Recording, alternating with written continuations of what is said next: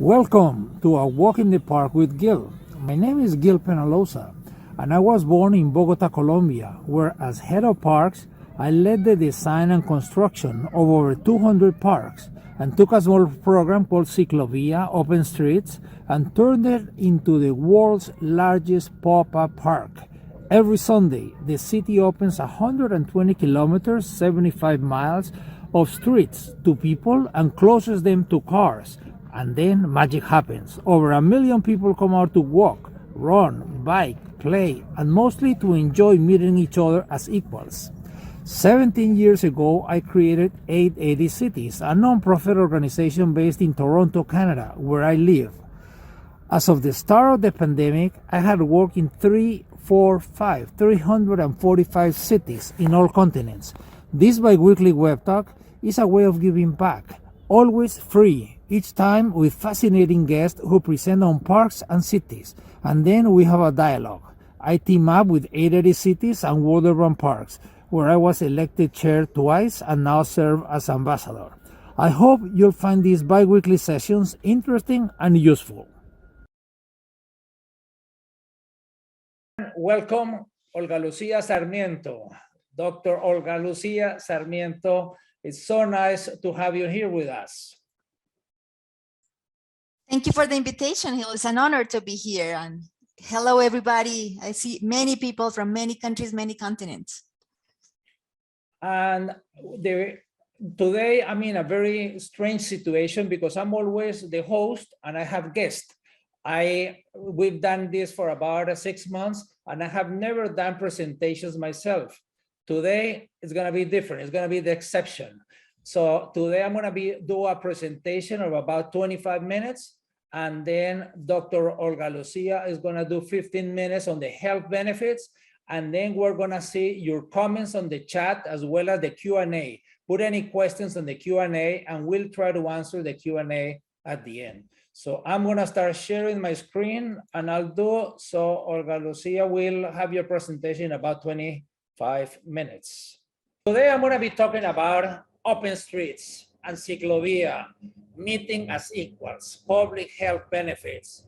And I'm really, really sorry that my office is right next to a rail track and the train is going by. So there might be a little bit of noise like for less than a minute. Bogota, Colombia. Bogota is in the northern part of South America, next to Panama, Venezuela, Brazil, Ecuador, Peru, and it has an altitude right in the mountains. It's really magnificent climate all year round.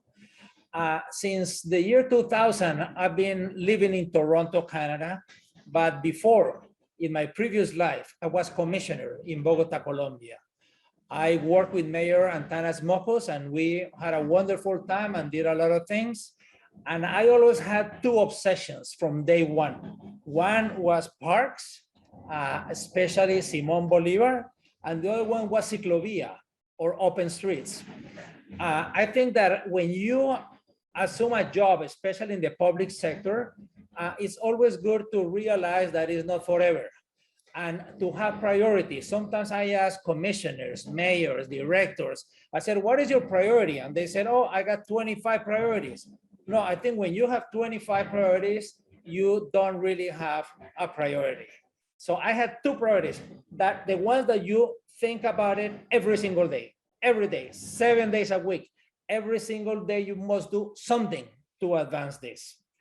From the point of view of parks, we built over 200 parks, small ones, large ones, middle ones. This was one of them, Simón Bolívar. This is the Pope came, gave a mass for 1 million people, and then the Pope left. And almost nothing happened, not even sidewalks for 27 years. Why nothing happened? Because change is hard. In Bogota or wherever, you try to change and the cave people show up. Who are the cave people? The cave people are the citizens against virtually everything. And when you try to do open street programs anywhere, these cave people keep showing up, but don't take no for an answer. You gotta keep trying. You gotta find that little crack through the window and run through it. And that's what we did. So nothing happened in 27 years. And in 4 years, we turned it into the nicest park for active, for passive, for contemplative recreation. And it's for people of all ages and all levels of ability. And since then, it has become the nicest park. And then one of my brothers became mayor, and he did this magnificent library in one of the corners of the park. So it's completely integrated, all kinds of activities. Of course, we did hundreds were in small, very low income areas, because the poor people need even more parks than the upper income. The poor people live in a 30 square meter home. They don't live there, they sleep there, they live outside. So they need better parks and sidewalks and bikeways and open streets. I'll be talking about how to get open streets into the low income areas. And I'm talking about parks, and it's nice to remind that we have the World Parks Week, April 23rd to May 1st, led by the World Urban Parks, where I was chair twice, and now I serve as ambassador. But today I want to talk to you about Ciclovia, which is the name in Bogota for open streets. Ciclovia, it's interesting because it has many different names, but same idea. In Paris, it's Paris Respire, in New York, Summer Streets, LA, Ciclovia, Via Recreativa in Guadalajara, Sunday Parkways in Ottawa. But at the end of the day, it's programs. These are not events. It's not like the Independence Day. No, it's programs. And we walk, we run, we bike, we chat, we enjoy the presence of each other. And it's open streets, but close to motor vehicles. And of course, we didn't do Central Park, but Central Park in many ways was my inspiration for the Ciclovia of Bogota.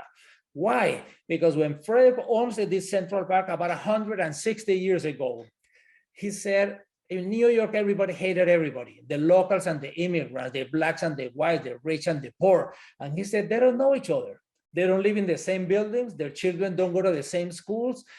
They don't even go to the same restaurants. We need to create places where people meet as equals. And the more that I thought about it, and I was reading a biography by him, I thought about how to get these places where people can meet as equals. And then all of a sudden I realized that any city could have its own Central Park from the point of view of social integration and physical activity. Actually, all cities must have, every city must have, because it's there. We have the streets, and the streets belong to everybody. So the Ciclovia of Bogota now is a spectacular 7-hour-a-week paved city park. I took a small program with a few kilometers, and we turned it into the world's largest pop-up park. It had been created, the program initially in 1974 by cycling activists, but between 95 and 2000, we multiplied it many times, the amount of people, the amount of kilometers, and the amount of joy. And how do you do it? Open streets to people, close into cars, and the magic happens. The magic happens. There's an opportunity. And some people say, oh, it's easy because, 25, 30% of our city area are streets. Well, we can even do linear parks on top of them. It seems easy. Unfortunately, it's not. But don't give up, because there are some people that want more cars, more isolation, more of this. I remember when I was going to do Ciclovia, actually, it was not under my department as commissioner. It was on the traffic and transportation. And all of the engineers in traffic, they were just thinking about cars, cars, cars, cars. I remember trying to get in touch with the secretary, my colleague, the commissioner of transportation. They wouldn't even answer the calls until one day I told my assistant, please, every 10 minutes you call. Finally, I got a meeting, and I went there, and I got a table with the commissioner and 14 engineers. And I'm telling them how beautiful this could be, and that we should expand and promote, and that they should give me the program to run it. And one day, and at one time, the commissioner said, oh, Gil, there's a problem. When we have to cancel for any reason, it becomes an issue. Oh, I almost fainted. I said, that's why we need more, not less. And I said, let's do something. 4 weeks from now, 4 Sundays from now, I'm going to invite people on a bike ride. To walk or run or bike. And I want to show you how important this is for the citizens. And when I left that room, I said, oh my God, I've never done this. How am I going to organize a bike ride? But I had a lot of friends in the media, and I started calling my friends in the media to do free promotion and free advertisement. And all of a sudden, we had this magnificent, we had like over 40,000 people on a 20-kilometer bike ride. And the media, the reporters were asking me, hey, Gil, what is this? Is this an international bicycle day?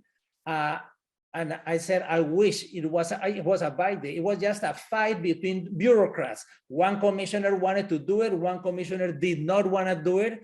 And then I had to show the citizens, and especially the mayor, because both of us reported to the mayor.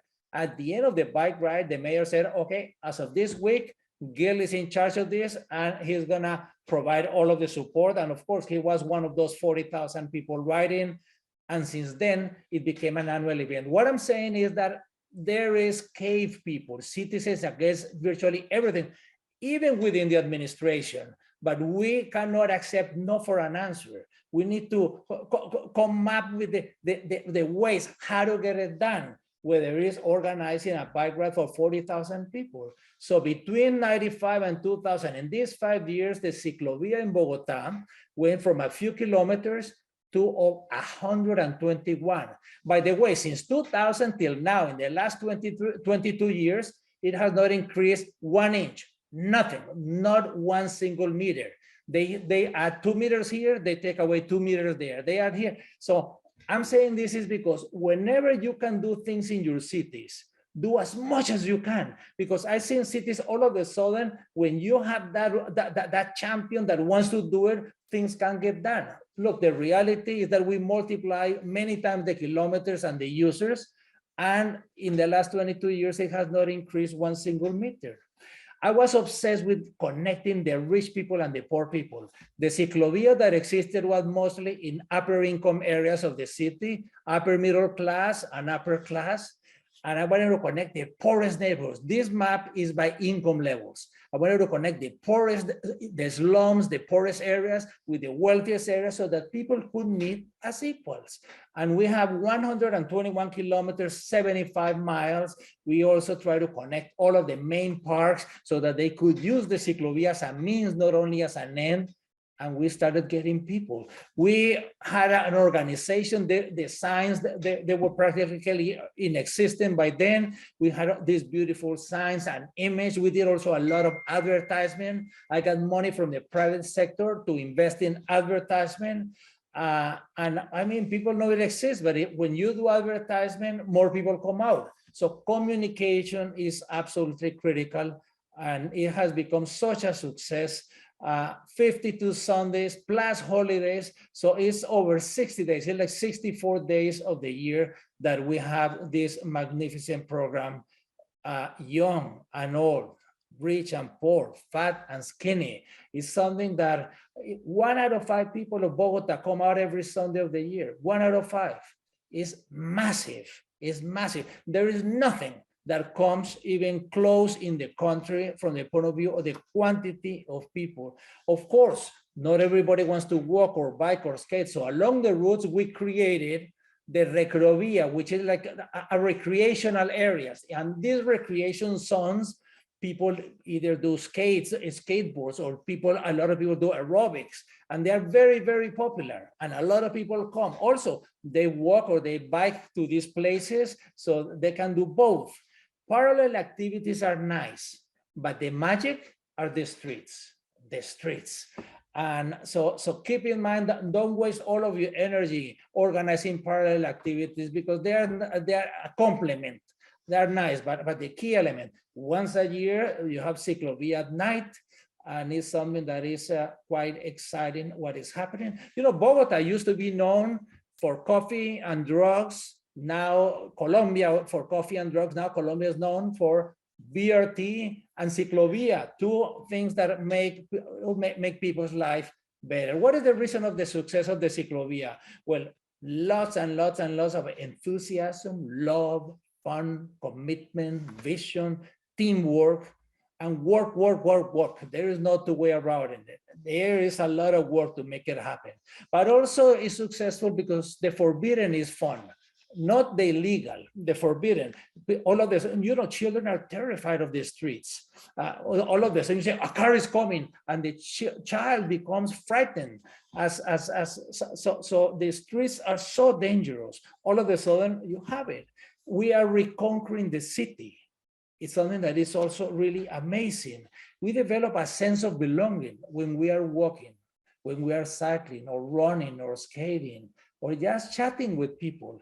The enjoyment of the city, all of a sudden we see things while we're walking on the street that we could never see from a car. Also, we hear the sounds. We are chatting with friends and we don't have to scream. All of a sudden we're just talking at normal. You know, in Bogota, and Dr. Olga Sarmiento is gonna talk about this. We've done measurements where the level of the noise or the level of the quality of air in one place on Sunday at noon and in the same place on Monday at noon. And it's amazing the improvement that we have. And more than anything is we enjoy the presence of each other. Human beings, we are social animals, and that is critical. But post 2000, I came to live in Canada and I stayed, and now I have dual citizenships. That means I can love both countries. Since the year 2000, I worked in over 350 different cities all over the world, in all continents, and everywhere. I talk about open streets, I talk about Ciclovia. Sometimes I'm hired from public health. Other times I'm working with transportation or mobility or mayors. I mean, at the beginning of the pandemic, I had worked in 345 cities. So the master classes that I deliver in urban related issues, now I call them Gil, in 345 cities. These are the countries in blue, the places where I've been. Is very fortunate. I'm the founder and chair of 80 cities. Well, 80 cities is a simple concept. What if everything we did in our city, the crosswalk, the sidewalk, the street, the park, the library, the restaurants, everything had to be great for an 8-year-old and for an 80-year-old. And if we make it really nice for an 8-year-old and for an 80-year-old, it's gonna be good for everybody. From 0 to over 100. We need to stop building cities as if people were 30-year-old and athletic, and let's create cities for all. That is the concept of 80 cities. But why do open streets or ciclovias? Why, and even now after the pandemic or in the process of ending the pandemic, why is this important? Because I think everything we do post-pandemic has to be around health, equity, sustainability. We need to measure any project that governments want to do. How do they do on health, equity, and sustainability? And then decide whether we should do it or not. And open streets has to do with the three of them. Also, open streets changes our minds. Open streets remind us that the streets are public space, not only public, but are the biggest public space in the cities, the streets. So we clearly know that we can have different uses according to the time of the day of the week of the year, the season. So it is really magnificent. The children, you don't have to have a car, you don't have to drive, you don't have to be going anywhere. You can enjoy the streets. The streets belong to all of us. So actually these programs of open streets open the minds of people during the COVID. At the beginning of COVID, when people said, you need to go outside, but be physically distanced, there were not enough parks. So people said, oh, you know, they do this thing called open streets or Ciclovia in some cities. Why don't we do the same? And it opened the possibility to do them. And that was a huge improvement. Also, open streets is about social integration. It's about connecting people of different ages and different activities. In India, Ragiri Day, that's a wonderful program that began in one city, and now more than 50 cities in India are doing it. And people of all ages, they come out, and some people do some activities. You know, this is very different than a marathon. Sometimes people compare with marathons. No, I love marathons. 3 weeks ago, I ran in New York, the half marathon. Yesterday was the magnificent Boston. I didn't do Boston, but you need to be trained, and it's only a few people. You need to be in shape. Not on open streets. Open streets for anybody. You can be there 20 minutes, 1 hour, 3 hours. You can exercise 10 minutes and then sit and then do another 15 minutes. It's for everybody. Look at these images from Arizona. Wonderful how that little girl is dressed up. And one thing that I love is that we meet each other as equals. The reality is that in most cities, there's almost no place that you meet as equals other than the Ciclovia. Because in the Ciclovia or the open streets, you see the CEOs and owners of the large corporations and their spouses and children meeting with their minimum wage workers and the spouses and children as equals. It doesn't matter if one has a $5,000 bicycle and the other one has a $50 bicycle, they are meeting as equals. One might have a $200 shoes and the other one a $20 shoes. It doesn't matter. Bicycle shoes, they don't segregate as the cars do. So that is magnificent. I've enjoyed in Ginza Street in Tokyo, and you see some of the most expensive stores in the city, and you see people all backgrounds there. Mexico City, oh my God, look at this magnificent Reforma Avenue with people on both sides. And if you know a little bit about bicycles, you know that some of them are worth $50 and others are 5,000. But look, everybody is enjoying. The open street program is like an equalizer, and that is really powerful. Yeah, you see police in every program. Why police? We don't need police for people to be there walking or cycling. The biggest cost and the biggest barrier to do open street programs in most countries is the cost of the police. And we don't really need police. These are not demonstrations. These are not big issues. I mean, to close all the small streets, all you need to put is some barriers so that in the small streets, people won't go in.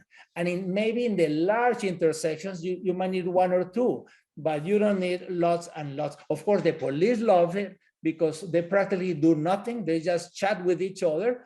And on Sundays, they get paid triple. So please convince your decision makers that you do not need additional police than on a regular Sunday. Look at this magnificent view in Mexico City. In any city, we must prioritize our most vulnerable citizens. Who are the most vulnerable citizens? By age, it's the children and the elderly, but also everyone that is poor, people that have disabilities, people that have racial minorities or ethnic minorities, or some cases women. So, and the open streets programs are fantastic for vulnerable people, are wonderful. And this is one of the huge benefits why cities should do it. All of the sudden children have the streets to just chat or paint the pavement or do activity, as well as the older people. You see children and you see older and you see everybody. This woman on a wheelchair with the oxygen next to it, imagine that would be impossible if there was not an open street to just go around. People on wheelchairs, people that have mental or physical disabilities. Keep in mind, it's never too young or too old to enjoy open streets. In Portland, they teach older people how to ride tricycles. Maybe they haven't ridden a bicycle, maybe they cannot ride a bicycles, and now there are some tricycles that are e-assisted. Also, older people come out and volunteer. This is in San Jose, people volunteering for their programs. So this is really magnificent. In Mexico City, there is a program that began with a foundation for blind people. So they purchase one tandem bike and a volunteer goes riding and the blind person on the back and they go chatting. It was so successful that now they have many tandem bikes and many volunteers and people have to sign up, and it's something that is good for people everywhere. So let's keep that in mind. Our most vulnerable citizens in cities where it's so polluted the air or it's so dangerous, the sidewalks are so uneven and it's so hard to use, people with disabilities on open streets is like magical. All of a sudden they can go places without, no wonder hundreds of cities are doing it, around 500 by now. The World Health Organization, every year they choose one topic to celebrate. Well, in 2010, they chose open streets, and they hired me to, and with 880 cities to advise on the program, and over 1,000 cities did it for that. We did videos, we have videos on our website in 5 different languages on how to do it, what to do, what are the priorities. I invited my good friend Janet Sari Khan, who's a champion she's part of the videos. Also Lucy Barriga, who's the partner in all of these projects. She's also on those programs. And through the World Health, basically we said that every city has the ingredients for success. What are the two ingredients? People and streets. So if your city has people and streets, you can do it. And what are some of the things that are necessary? Well, political will. Political will is something that is really, really important. Here is Mayor Eric Garcetti from LA. So get the mayors, make mayors and councilors and elected officials, make them look good. That's also because you need their support.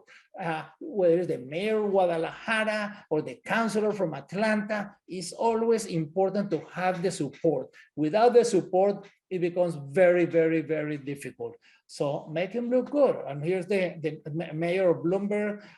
But of course, you need the doers, you need the champions. Almost any program that happens in any city, especially programs of open streets, have a champion, Someone with grit. Grit is people that have passion and perseverance. People that won't take no for an answer. People that will find a way, that will talk to the media, get the media involved, will get the elected officials, will get the citizens, will do whatever it takes, but people with grit. Someone that really has a lot of grit, Janet Sarikan. She went to Bogota for a weekend with Amanda Burden, the Commissioner of Planning. They came back to New York and they decided to do it. Not just on any street, Park Avenue. You know, these programs work when there's a spinal cord. It's like the spinal cord, a main street where everybody wants to go, like Park Avenue in New York. Then you can get a lot of smaller streets like fitting into the spinal cord, but you need to get some of the main. That's where people want to go. People don't want to go to a street in the middle of nowhere. So it's something that is important. And when Janet began, it seemed lonely, but then she got tons and tons, hundreds of thousands of people. She is a champion, and she wrote this magnificent book of Street Fight, and she has been turning the heads of people. She got media, get the media. It's very, very important that to involve the media, especially to try to talk positively about these things, even before you do the first one. And remember, if it happens in New York, if it happens there, it can happen anywhere. So this is really a magnificent program that is showing us different ways on how to see the streets. Paris, oh my God, Paris, you know, Paris without cars is priceless. They call it Paris Respire, Paris breathes, and it's wonderful. They began 52 weeks of the year, they do it. Even during the winter, it takes place in Paris. And some of these roads that began only on Sundays, the mayor of Paris, Anne Hidalgo, a wonderful person, they have the police because of them. Anne Hidalgo turned it now into a permanent one. And look, some of the things that they do. They also do massage on the street. People have dances, they bring music out and people dance. So all of these parallel activities are complements. The magic is having the street, but imagine dancing next to the Seine River. And look at these wonderful tables that they bring out here. You got 5 different people doing 5 different activities, and no one cares what the others are doing. And now as the weather gets colder, but it's something that is wonderful. So it's hundreds of cities, but I want to be clear. This is not just Bogota or New York or Mexico or Paris. It works in cities of 50,000 people, 100,000, 1 million, 10 million. It works every. Look, Mayor Erion Veliach, who's a fantastic mayor of Tirana, the capital of Albania. He invited me over, we were talking, we had sessions, workshops and talks and keynote.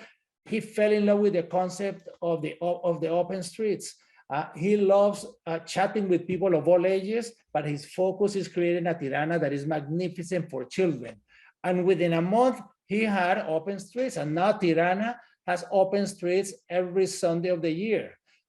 So they are doing it. You know, try it. What is the risk? Tell your mayors, tell your decision makers. There is no risk. It's low cost, low risk, but very high visibility. I mean, even do it this year, the first Sunday of every month. If it doesn't work next year, don't do it. But if it works next year, do it every single week. Look at Tirana, how they're doing. every Sunday. This has to be a program.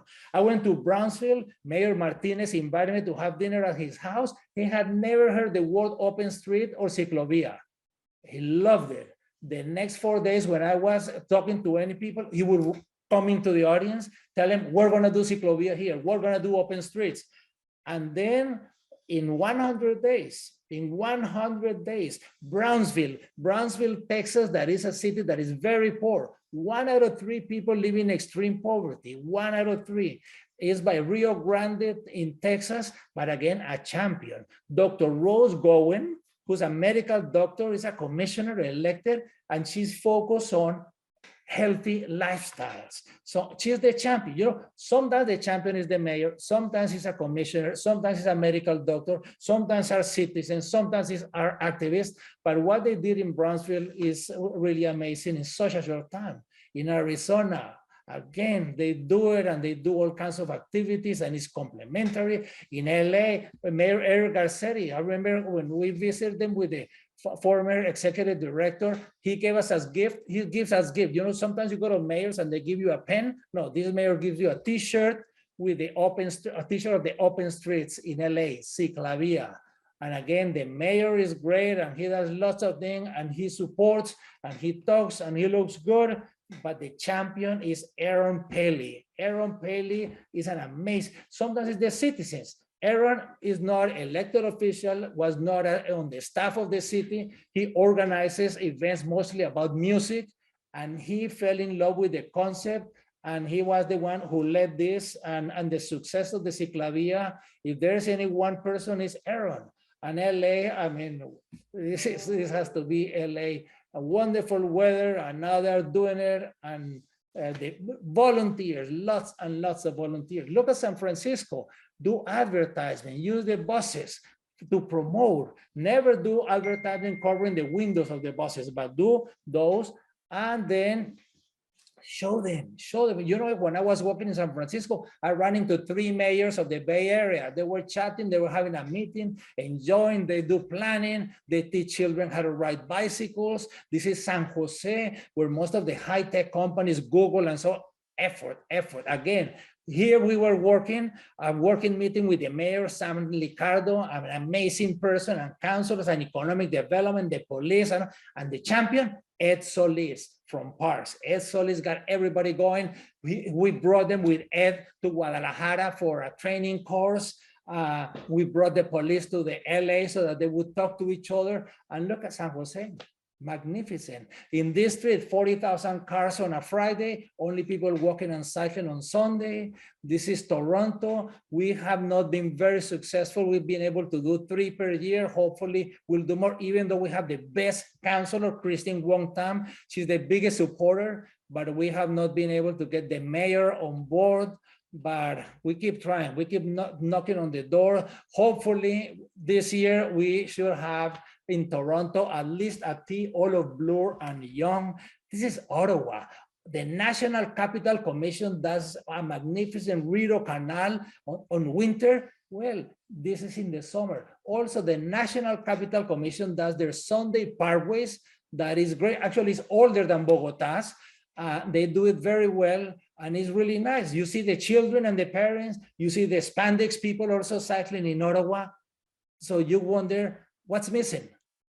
What's missing? Well, this, the bread and the pastries and the delights and the market, they have this network, but it's not a network. There is no connectivity. It lacks connectivity. So the National Capital Commission must team with the city and create connections and get into the places where people want to go. The market and other parks and museums and places, so that the open street program is also a means. It's not just the end. And it could be like 2 sides of the same coin. You go to Ottawa and if you can, it's a fun and healthy city all year round. Why open streets? Because of the benefits. So when you tell your decision makers, open streets is good for culture, recreation, environment, transportation, economic development. So how should you convince your decision makers? Hit them in the heart or the brain? It's like the chicken or the egg. I think it's the heart. I mean, the evidence is overwhelming, the numbers. So here, think what is important to your citizens, to your decision makers, and focus on that. And then once you hit him in the heart, then the numbers are there, and then heart and brain are going to work happily. I want to end with this last example of Guadalajara that is magnificent. This is, again, citizen-led. These are the three musketeers, three people, Pepe Palacios, Tomás López, Rocio, who work with Guadalajara 2020. They are a business people, created a foundation, and not for profit. And then they went to Bogota. They fell in love with the Ciclovia, and they created the program. This is the mayor that had the guts to do the first one, because there are 6 municipalities now, and this is the champion. Lucy Barriga is my friend. She was my right-hand person in Bogota on the Ciclovia. I was giving the fights at the commissioner level. She was doing the things at the citizen level, and Guadalajara brought it. Now, Mexico's gain is Bogota's loss, but she is fantastic. She is a champion. And with her, they were able to create a magnificent program in Guadalajara, very similar to Bogota from the point of view of structures. Here I'm with Clarence Eckerson. Clarence Eckerson has done over 1,000 videos of cities, especially things related to mobility. He's magnificent. Go to streetfilms.org, and there you will find many programs. Last week, the United Nations gave him an award in the Bicycle Day. So an award to World Bicycle Day to Clarence Eckerson, and he's over 1,000. And these are some more images. You gotta get the media involved. And here we are with Clarence, and we invited Dr. Catherine O'Brien, who's the leader. We had her doing aerobics. She's the leader of sustainable happiness. What is sustainable happiness? She said the best sustainable happiness is what we are seeing here on the streets of open streets, is happiness that contributes to the individual, community, or global well-being. Or global well-being, as long as it does not exploit other people, the environment, or future generations. So this is more or less what Guadalajara is doing. And I'm gonna just click through these images because I want Dr. Olga Sarmiento to tell us about the link with health. This is not very healthy, but it's very delicious. Then you go to the nutritional advice on the Open Street program. This is the center of command of the program in Guadalajara, which is really amazing what they do. Some people rest on play, some others do much more active, but it's really for everybody. She's sad because it's 1:59 and in 1 minute it's gonna end. This is not about copying and pasting. We brought lots of groups from different foundations to Guadalajara and other places on training. They meet the mayors. The Guadalajara 2020 is wonderful host with mariachis and music, but this is the magic, to get on a bike or to go walking or to go running and use it. It's not about the money. It's about having the street. The streets are there. So if you have people and streets, you can do it. So cities, let's do it now. Thank you very, very much. And now I'm gonna stop sharing the screen because I want Dr. Olga Sarmiento. She is a professor at the University of Los Andes. She has worked also with the CDC in the US and with multiple PhD students doing all kinds of research on the program. And I think no one knows better the link of public health than Dr. Sarmiento. Okay, now you're on. Thank you, Gil. Always, it's amazing to see your presentations and how much passion you have for this program that I totally agree. It is a program with so many public health benefits. So thank you again for the invitation. And that's what I'm going to be talking today briefly, so we can have also a little bit of time for others to have questions and we can answer those. So I will start telling you a little bit of the Ciclovia programs in the world in Latin America, very briefly, more on the perspective on health. Then I will go over the health benefits, especially physical activity within Ciclovia, but also within the complementary programs. I agree with Gil that the most important are the streets, but the complementary programs are very important also for health. And I will end with some conclusions. So in this map, firstly, we have basically the map of physical inactivity or insufficient physical activity. And what you can see here in Latin America is that we are the region, especially Brazil, with the highest prevalence of not enough, of insufficient physical activity. As adults, we should do at least 150 minutes per week. They could be done one day in the Ciclovia, but it's better if it's regular through the week, but it has to be weekly. So that's why it's so important that for these programs, for the Ciclovia, they are regular. They should be regular. They should be at least the 52 weeks of the year, so we can have the opportunity to be physically active on a Sunday and hopefully to meet recommendations. But another study that I want to show you is this one, where we have here, we did a study in Bogota, Cuernavaca, and Curitiba, and we wanted to see where are people more active. And the main place where we are more active are the streets. The parks are also important, different from Bogota, Cuernavaca, and Curitiba, but the most important place is the streets. So the street is a great opportunity for being active.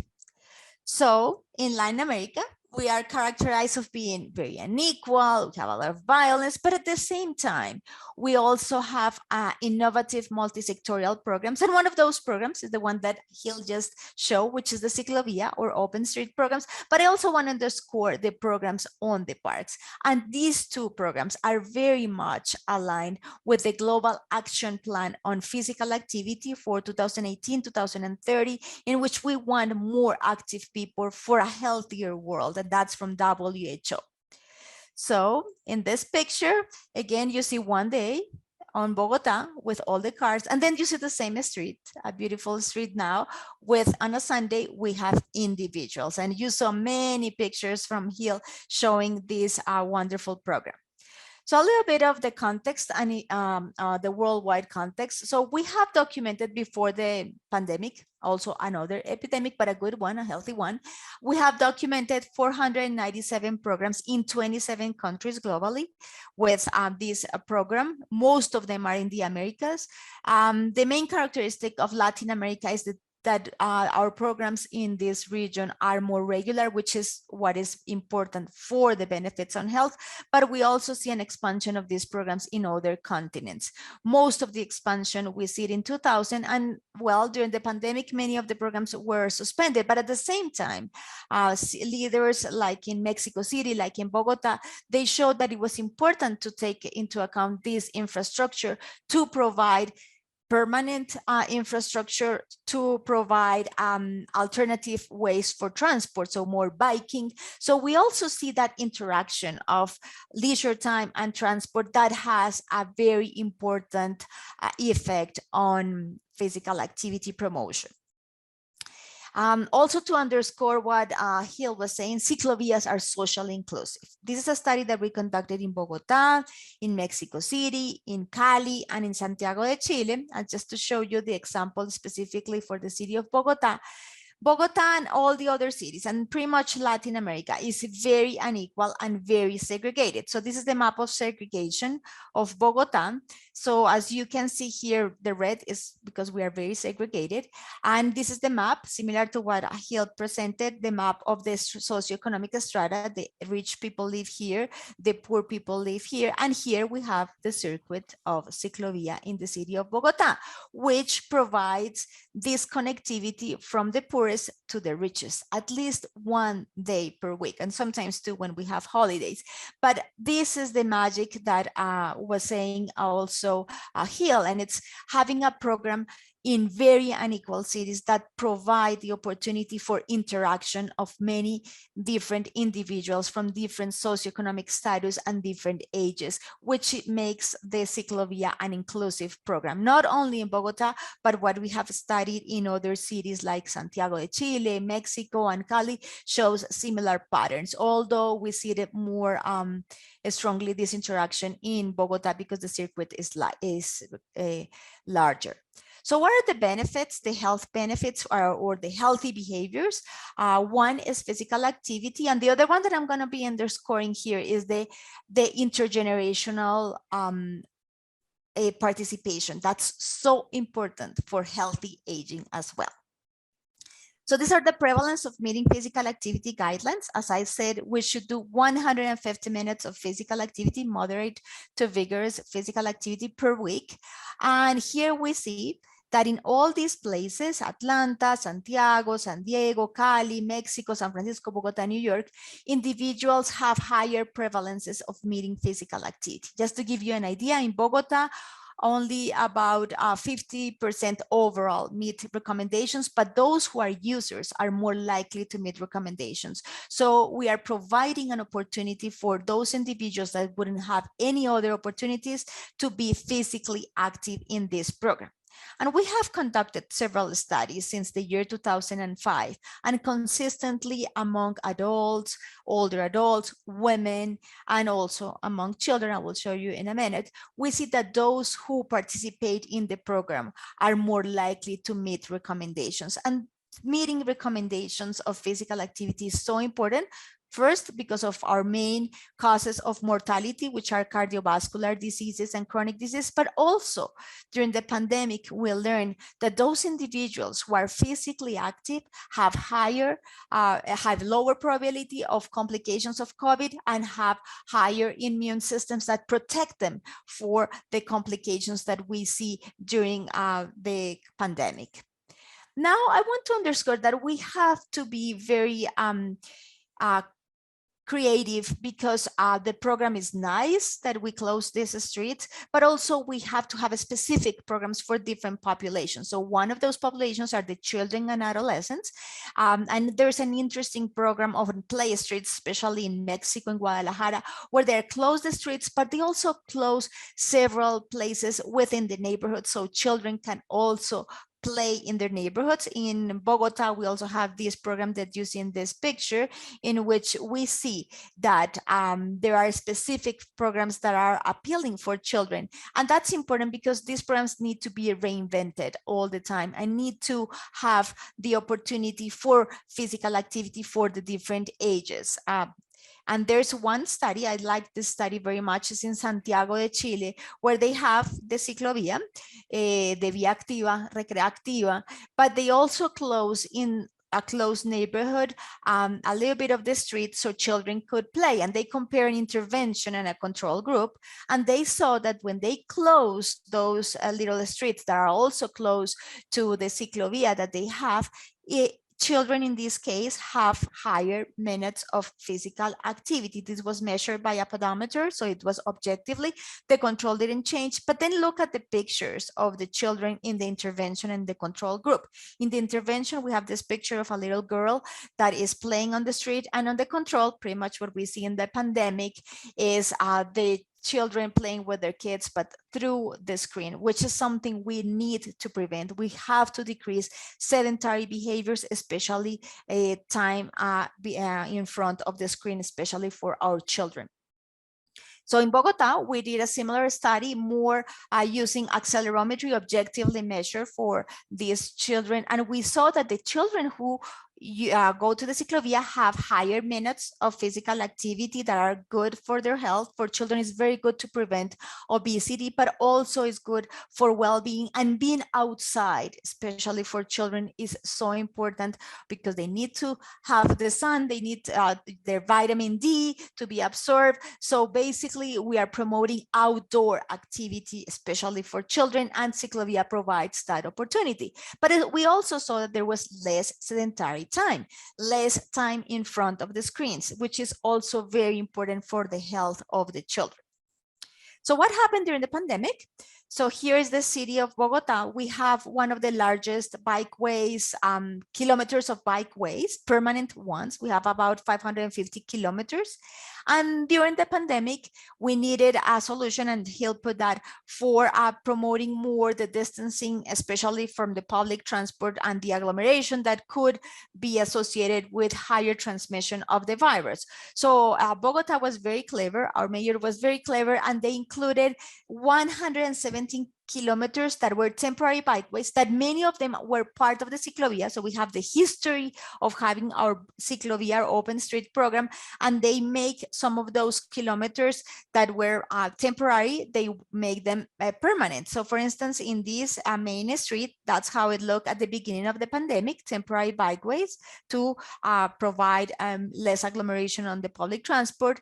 Then it became permanent. That's something very important because not only is on the Sunday, but now is on the weekdays.